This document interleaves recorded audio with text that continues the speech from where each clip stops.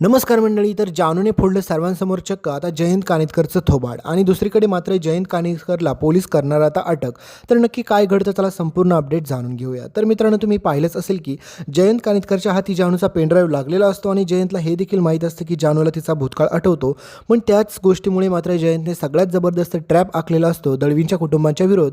पण दळवींच्या कुटुंबाला याचा काहीच अनुभव नसतो की जयंतने असं काय केलं असेल म्हणून.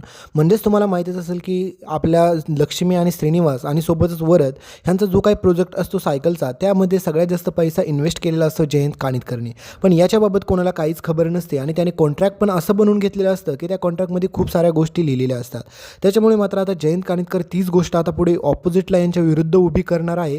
त्याच्यामुळे दळवींच्या कुटुंबाला काहीच करता येणार नाही आहे. म्हणजेच मित्रांनो, आपली जानू जयंतचं सत्य सगळ्यांसमोर उघडकीस करण्यासाठी तयार झालेली असते. पण तिला माहीत असते की तिने जो काही मूर्खपणा केला आहे, म्हणजेच पुरावे सगळे आता जयंतपर्यंत पोहोचलेत. त्याच्यामुळे तिला काहीच करता आलेलं नसतं. आणि खास गोष्ट म्हणजे तुम्ही पाहिलंच असेल की आजीला बोलता देखील येत असतं. म्हणजेच लक्ष्मी आणि श्रीनिवासच्या आजीला बोलता येत असतं. हे जानूला सत्य माहीत पण आहे आणि त्या आजीला पण सगळं सत्य माहीत असतं. आणि बिचारा विश्वा ओरडू सांगत असतो की जानू, तू तुझ्या आईवडिलांना सत्य सांग लवकरात लवकर हे जयंतचं. पण जानूला स्वतःच्या मनातच करायचं असतं. तिने ठरवलेलं असतं की ती स्वतः जयंतला शिक्षा देणार. म्हणजेच मित्रांनो, या ठिकाणी पाहायला गेलं तर मात्र ह्या जानूचं डोकं नको एवढं चालतंय. म्हणजेच ह्या जानूला काही गरजच नव्हती. विश्वाने ऑलरेडी सगळ्या गोष्टी तयार केल्या होत्या. पण मात्र ह्या जानूला स्वतःची अक्कल वापरायची होती आणि ते आता परत त्या जयंतच्या ट्रॅपमध्ये अडकणार आहे. म्हणजे जयंत तिला असं ब्लॅकमेल करणार आहे की सांगायलाच नको. ही जयंतचा बदला घेण्यासाठी जाईल आणि तुम्ही पुढे पाहाल की ही जानू स्वतःच त्यात अडकेल आणि त्याच्यानंतर विश्वा आहेच तिला वाचवण्यासाठी. म्हणजेच ह्या जानू पाय बिचाऱ्या विश्वाने स्वतःच्या आयुष्याचं पूर्ण वाटोळं करून घेतलेलं आहे. हे तुम्ही सगळ्यांनी पाहिलंच असेल. ना विश्वाच्या आयुष्यामध्ये त्याची होणारी बायको राहिली, ना त्याच्या आता आई राहिली. म्हणजेच त्याच्या आयुष्यात कोणीच नाही आणि त्याचे वडील आहेत तर त्या दोघांचं आता थोडं पण पटना. आणि या सगळ्याला जबाबदार मात्र ही दळवींची जानू आहे. म्हणजेच तुम्ही पाहायला गेलं तर ओव्हरऑल विश्वाच्या आयुष्याची बर्बादी करण्याच्या पाठीमागं पूर्णपणे ही दळवींचे लोक म्हणजेच ही जानू यांची आहे. आणि दुसरीकडे प्रश्न उरला मित्रांनो आता लक्ष्मी आणि श्रीनिवास दळवीचा. तर ज्यावेळेस मात्र जयंत कानेटकरचा पर्दाफाश ही जानू सर्वांसमोर करायला ठरवते. पण त्यावेळेस मात्र जयंत कानेटकर जानूला धमकी देतो, तू जर असं काय केलं तर तुझ्या बाबांची आता चाललेली फॅक्टरी आहे ना, तुला माहिती का त्यामध्ये सगळा पैसा कोणी इन्व्हेस्ट केला आहे आणि त्यांचं किती सारं कर्ज होईल हे तुला माहिती काय, सगळ्याच्या पाठीमागे कोण आहे. त्यावेळेस मात्र जानू म्हणते की कोणीतरी उद्योगपती आहे, तुमचा तर काही संबंध नाही ना, कारण की तुला सोडणार नाही मी. आणि जानू जयंतच्या कानाखाली मारते आणि त्याच्यानंतर जयंत जानूसमोर ते कॉन्ट्रॅक्ट फेकतो आणि म्हणतो की बघ, तुझ्याच बापाच्या साया आहेत याच्यावरती. त्याच्यामुळे माझ्याकडून कोट्यवधीचा पैसा त्यांनी त्यांच्या फॅक्टरीत लावलेला आहे. आणि जस्ट विचार कर, मी जर माझा सगळा पैसा बाजूला काढून घेतला तर तुझा बाप कर्जामध्ये डुबेल.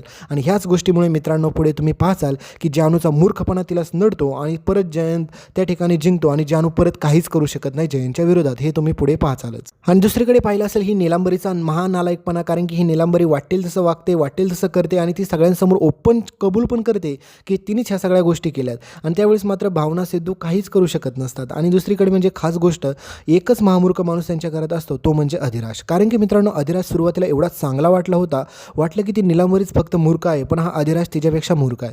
कारण की त्याला माहीत आहे की त्याची बायको एवढ्या चुका करते, त्याच्यामुळे तिला योग्य ती शिक्षा द्यायचं सोडून हा उलट तिलाच साथ देतोय आणि त्याच्यामुळे ती निलांबरी अजून जास्तच करते. त्याच्यामुळे अधिराजमुळे त्या निलांबरीला त्या घरात कोणीच काही करत नसतं आणि अधिराज सगळ्यांना म्हणत असतो की माझी बायको आहे, तिच्याकडून चुका झाल्या असतील. म्हणजेच मित्रांनो, या ठिकाणी विचार करायला गेलं तर हा अधिराज किती मूर्खासारखा वागतोय. आणि ह्या निलांबरीला त्या घरामध्ये सत्ता, प्रसिद्धी ही सगळ्या गोष्टी हव्या असतात. आणि का तर फक्त भावनाला टक्कर देण्यासाठी. म्हणजेच पाहायला गेलं तर मित्रांनो, एका ठिकाणी विचार केला तर भावनाला जर या सगळ्या गोष्टीपासून लांब राहायचं असेल तर ती निलांबरीला सत्ता, पैसा सगळं देऊ शकते आणि ती तिच्या बाळाचा सांभाळ करण्यासाठी साईडला पण होऊ शकते. पण अजिबात भावनाला असं करायचं नाही. भावनाला पण सत्ता पाहिजे, भावनाला पण सगळ्याच गोष्टी पाहिजे. त्यासाठी भावनाला पण ह्या निलांबरीच्या विरोधातच उभं राहायचं असतं.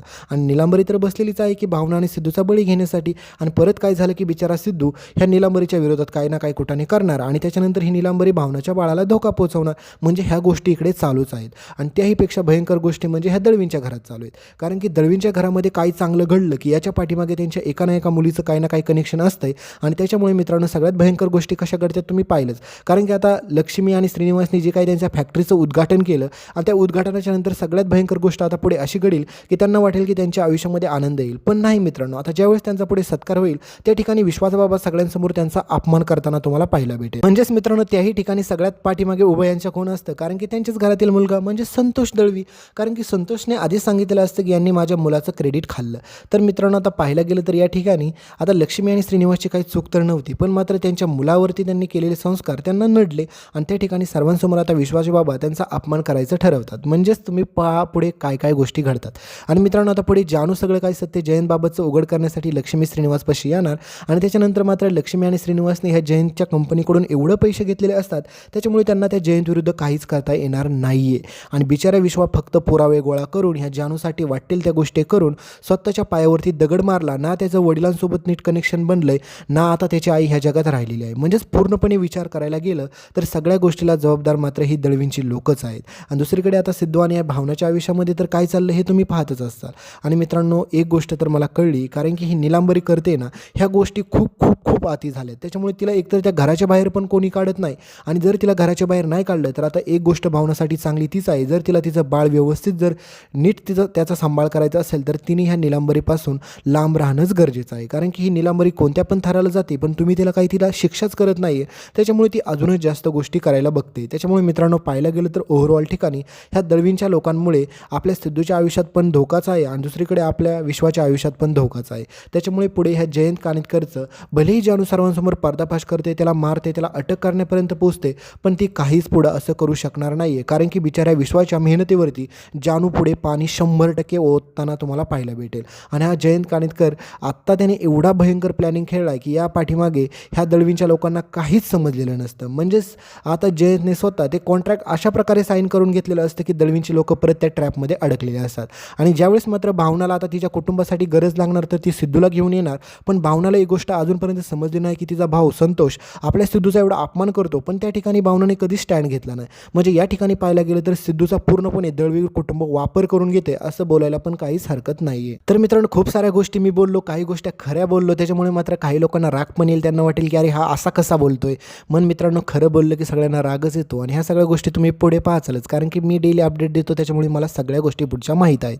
त्याच्यामुळे मित्रांनो ह्या सगळ्या गोष्टी तुम्हाला पुढे पाहायला भेटतील. व्हिडिओ आवडला असेल तर नक्की लाईक करा, चॅनल ह्या सबस्क्राईब करा, कारण की खूप वेळा मी सांगितलं सबस्क्राईब करा पण इथून पुढे नाही सांगणार, पण हे लास्ट सांगतो सबस्क्राईब करा, बेल नोटिफिकेशन ऑन करा आणि प्लीज प्लीज प्लीज फक्त एक कमेंट करा की पुढचा व्हिडिओ कोणत्या टॉपिकवरती पाहिजे आणि तुम्ही पण माझ्या मताशी सहमत आहात का, कारण की हे सगळं पुढे असं होणारच आहे. त्याच्यामुळे नक्की कमेंट करा. भेटूया पुढच्या अपडेटमध्ये. धन्यवाद.